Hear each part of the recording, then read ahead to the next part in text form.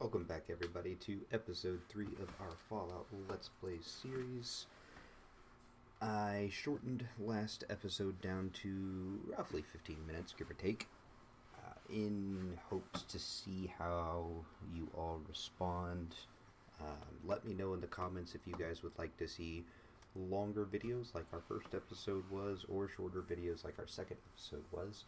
I am probably going to do roughly a similar timeline for this video, just to see kind of what you guys are thinking in terms of how much time you can actually dedicate to watching these videos, because I don't want to take up too much of your time. I know you guys probably have busy lives just like I do, so I want to be respectful of that, but also have you have some time to enjoy the series. So in our last episode, we helped clean up our old home of Sanctuary Hills. Codsworth has let us know to investigate Concord so that we can hopefully continue tracking down our abducted and missing son. So we're going to be traveling southeast to investigate Concord in this episode. And along the way, we're probably going to meet a friend, and we're definitely in Concord going to meet some other friends, to kind of set the tone that not all of the world is as doomed as it appears to be. There is still some good people. Now, we will encounter one of our first settlements, not the first settlement, because the first settlement would actually be considered Sanctuary Hills. We haven't dabbled into a whole lot of settlement building just yet, but that is a very big role in Fallout 4. And you as the sole survivor to help effectively rebuild civilization. But we will definitely be dabbling in that in this series so that you can kind of see what that looks like. But for now, we're going to make our way out of here and to Sanctuary. Of course, we're going to search containers along the way. You never know what useful items you can find in containers.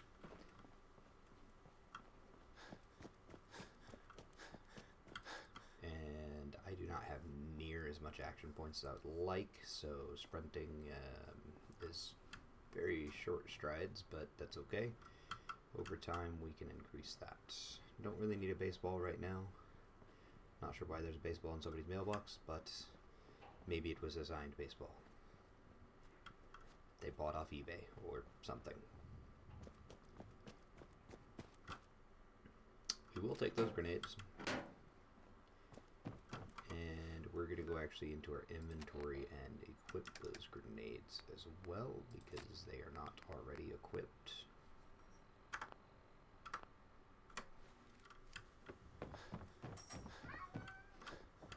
I'm not sure on keyboard how I'm supposed to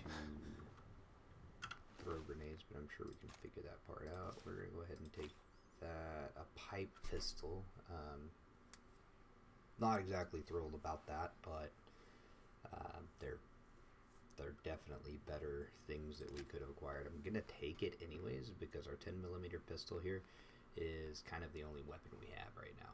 So we're gonna need something else. We'll take the tire iron too, just in case. I don't really need the mongrel dog meat because we're not playing in survival, so there's not a huge emphasis or need for food. Food mainly is just an HP restore item right now. Now, if you look on my little compass, you'll see the little rocket ship outline. That means that this is a discoverable location and will appear on our map right here once we discover it. So that way we can fast travel to it should we ever choose. As just you can see here, we can just click on it. We can place a marker if we want, or we can fast travel. I'm going to hit no because I don't want to fast travel, but I'm just illustrating for our newer audience who may be unfamiliar how that works. So we just met a dog friend here too. Hey, boy. What are you doing out here all by yourself? And we're gonna see if You lose your owner, buddy. has his owner still. Okay, then. Let's stick together. Alright, so this is going to give us a quick tutorial on issuing commands to our little dog friend. He can find stuff for us, like he just did. Stim pack and some medicine.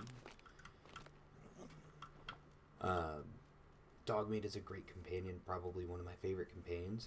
Companions in the game will allow you to kind of take some weight off of yourself, because over time, as we're picking up all of the items, we're of course not going to be able to carry everything. But Dogmeat and or other companions can definitely take that load off of us, so we can continue carrying items. We're going to search around for some items first real quick. I'm not going to take a whole bunch of junk items and store them just yet, because we don't have the settlement up and going, but we will be doing so. Looks like we've got duct tape, which is going to be a really good one, adhesive and cloth, another pipe pistol in here, and just some other odds and ends. Don't need that other pipe pistol right now. I think I'm okay. We do have enemies, and we're going to go ahead and dispatch these guys.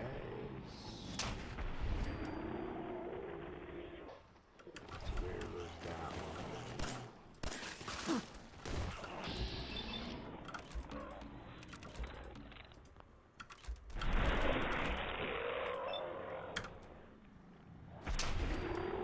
We're going to try and dispatch two at once.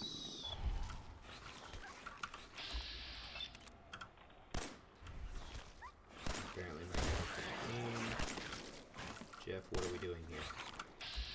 Our friend is in need.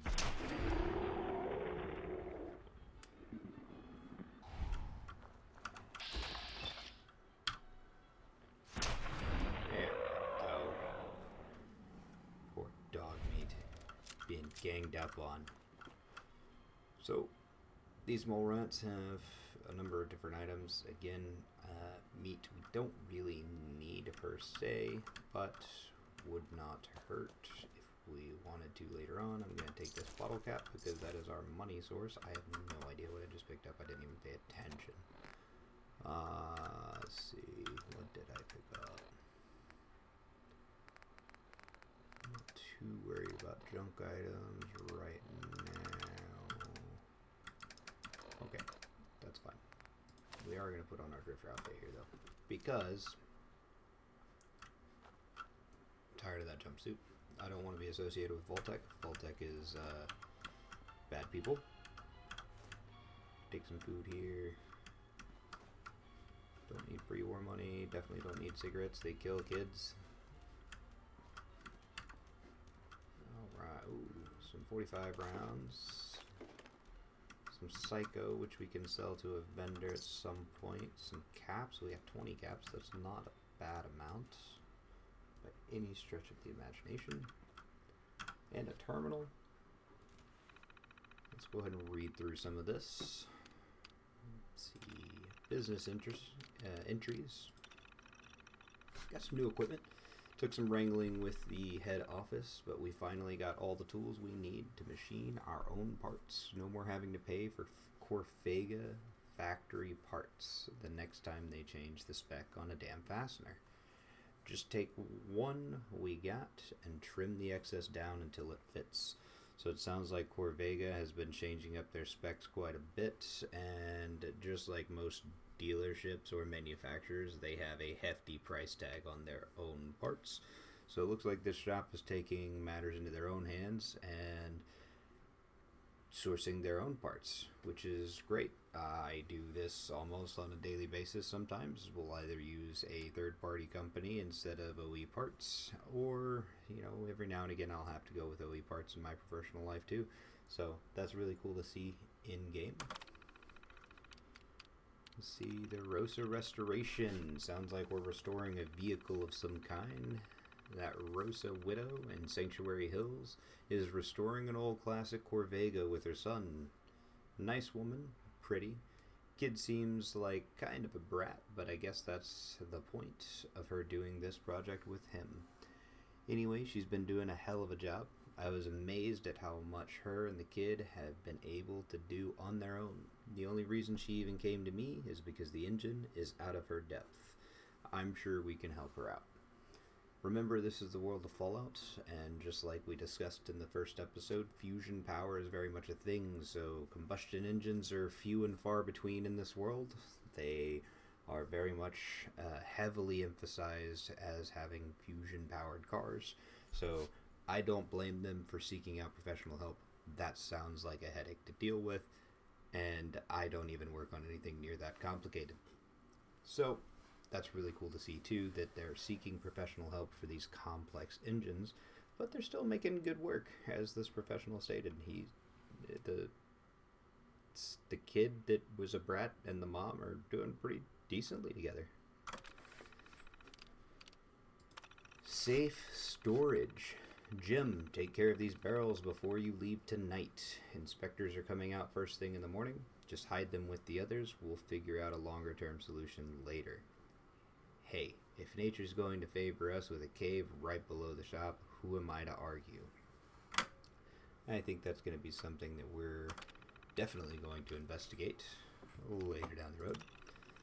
And it looks like we've got some service logs here as well. They replaced brakes in the 2075 Fusion Flea Supreme on October 1st. That's pretty cool. Wednesday, October 6th. Monthly service on the Vault-Tec van. No major issues with the vehicle, but that rep is an uppity a-hole. I agree. Anybody associated with Vault-Tec could be described as such. Thursday, October 14th. Began work on a late model motorcycle, pre-atomic.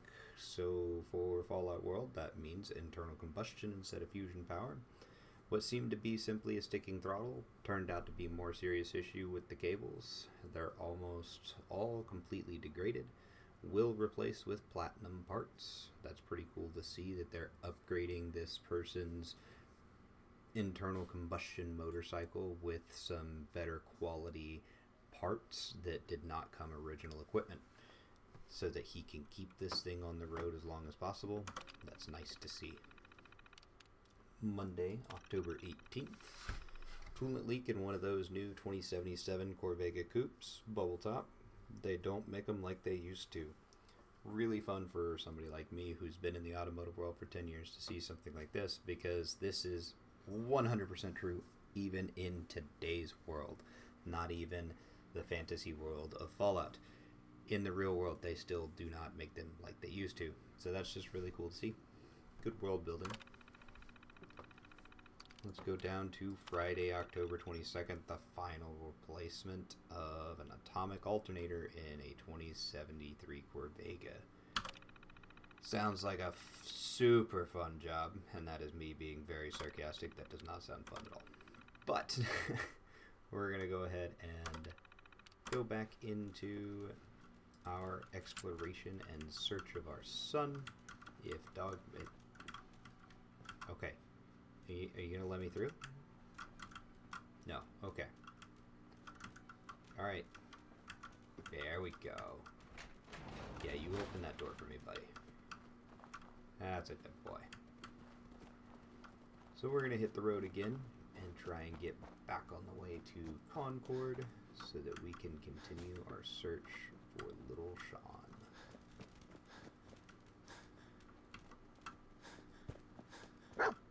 And unlucky for us, of course, we're going to come across the world's largest mosquitoes in Fallout. They're known as blood bugs.